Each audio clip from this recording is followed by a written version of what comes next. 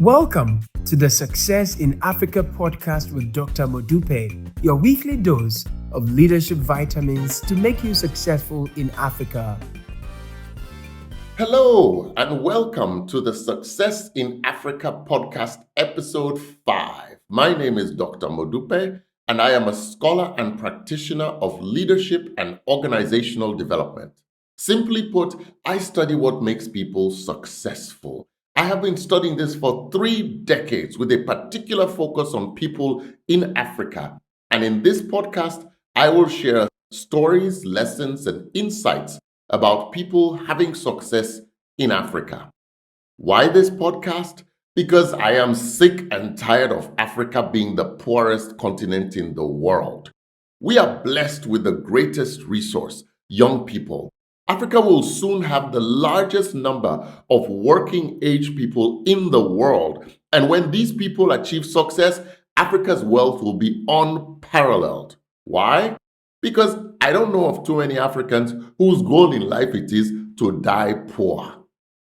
Success in life is simply the achievement of a predetermined goal, whether that goal is owning a house and a car, creating employment for 1,000 people, or transforming your country into a high-income country. This podcast has been created to help you to achieve it. So if you are serious about achieving success in Africa, I want you to subscribe to this channel. If you like this video after you have watched it, please click the like button. This podcast is brought to you courtesy of BCA Leadership, the largest leadership coaching company in Africa. If you have questions that you want me to answer after watching this video, log on to BCA Online. The link is on the screen, and post your questions there. That is where I will respond to your questions. Today, I'm going to start a 4-part series on entrepreneurship. Over the next 4 weeks, I will share with you insights on the foundations of what it takes to establish a successful business in Africa. Notice that this month, we are only going to discuss the foundations. Just like building a house, a foundation is critical enough that without it, the rest of the house will not be sustainable.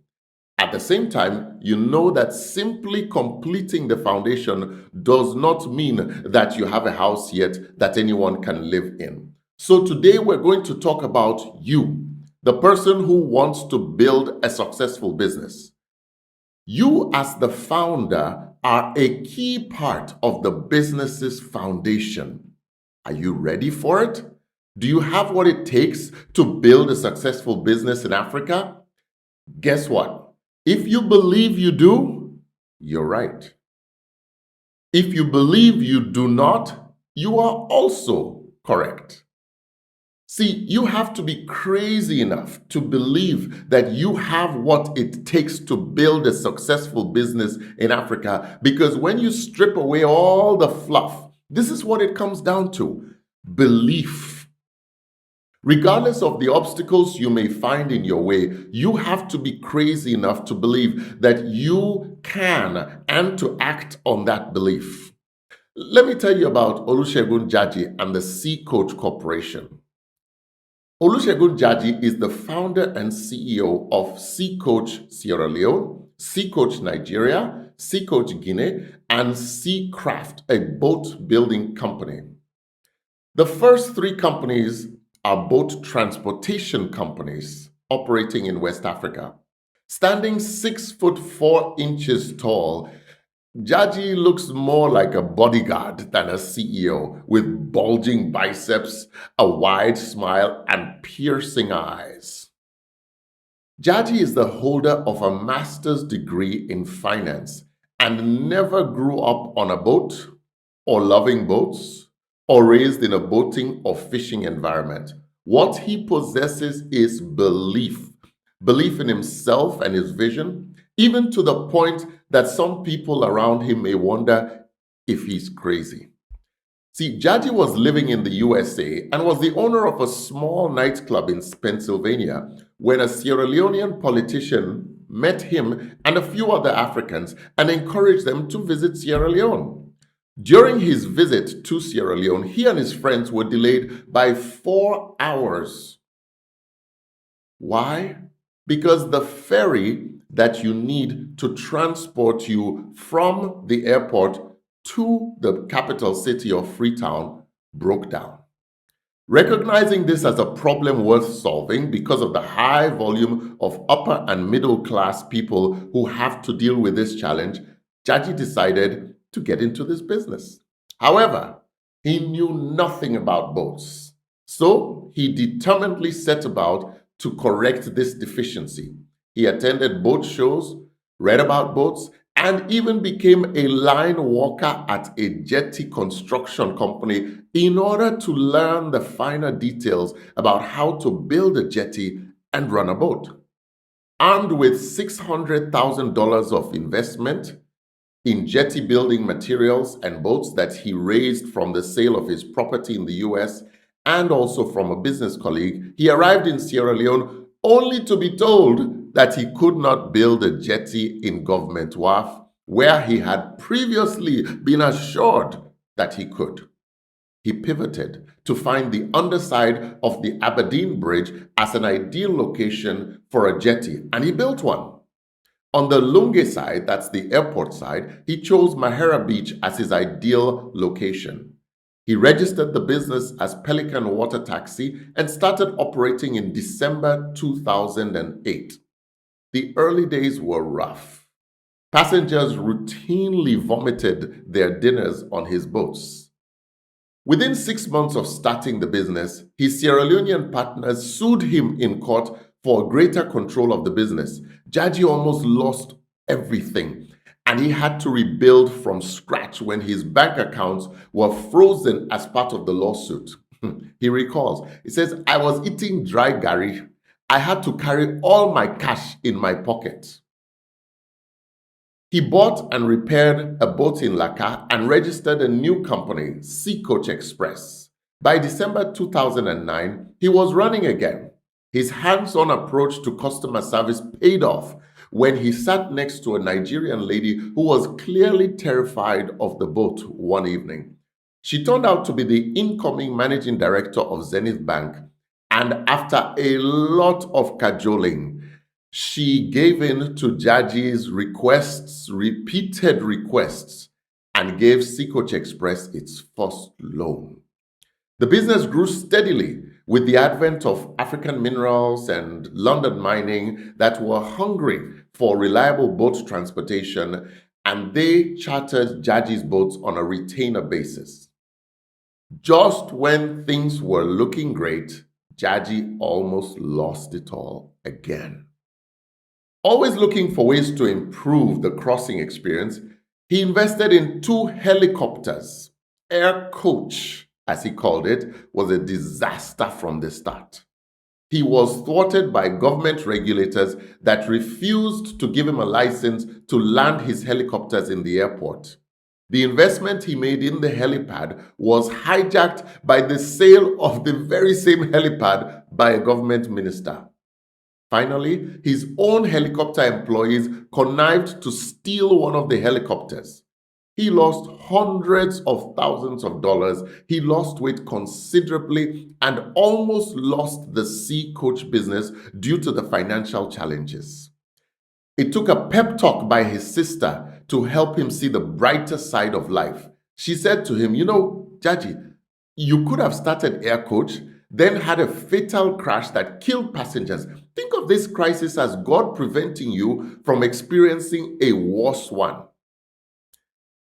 So he refocused on the Sea Coach Express business, and it flourished. By 2015, Jaji established Sea Coach Nigeria.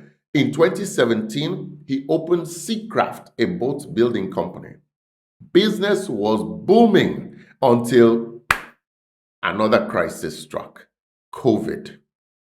COVID once again brought Sea Coach to its knees. Because there was no travel, most passengers were using Sea Coach to get to the airport, so therefore there was virtually no business. Today, though, Jaji is proud to state that during this time, Sea Coach did not lay off a single worker. He said, We were just not prepared for this. The company had just bought the Sierra Lighthouse Hotel and had just purchased the boat for taking passengers to Guinea when COVID broke out. We were in trouble. We restructured our facilities, said Jaji, with the banks. I went to them and said, I can pay you eventually, but you have to give us a payment holiday. He succeeded. Today, Jaji has built jetties in Guinea and he runs an international service from Freetown to Conakry by boat for passengers doing business in Guinea or traveling through Guinea. He has trained so many boat operators and management employees that his competition they just poach his employees when they're looking for people. It's a cheaper strategy for them. He runs his business largely remotely now, with technology enabling him to know where his boats are, how many passengers and bags are on each boat, and to monitor the movement of people throughout his operation. His passion for training his team has allowed him to establish and maintain thriving businesses in the USA, in Nigeria, in Sierra Leone, and in Guinea. Jaji passionately declares that creating a successful business in Sierra Leone or in West Africa requires the willingness to sacrifice, resilience, hard work, knowledge of the business, commitment to the business, and a never say die attitude. What can you learn from the experience of Jaji? Well, that you are, first of all, the cornerstone in the foundation of the successful business you want to create in Africa. You are the founder. And to be a successful founder, it is helpful for you to be just a little bit crazy. Crazy enough to believe that even though you have far fewer resources than your competition, you can serve your desired customers better than they can. You have to take the initiative and be willing to push yourself past your fear in order to take risks. You have to believe that failures are not the end of the story. They are just temporary setbacks and stepping stones to your ultimate victory. You have to be willing to develop relationships because you know instinctively that relationships are more valuable than cash. You have to be focused, passionate, determined, and hardworking. The phrase work-life balance, that's a fantasy for you because for you, work is life.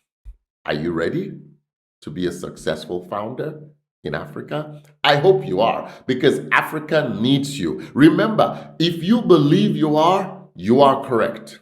If you believe you're not, you're also correct. So we've come to the end of today's podcast. I hope you enjoyed it. I look forward to reading your comments and your feedback about it. Next week, I'm going to share another important key to achieving success in Africa as part of this initial 4-part series on entrepreneurship. Please do not forget to subscribe to this channel and like this video. Tell your friends about it, because together we can transform our beloved continent. See you next week. Tomorrow belongs to those people who prepare for it today. See you next week.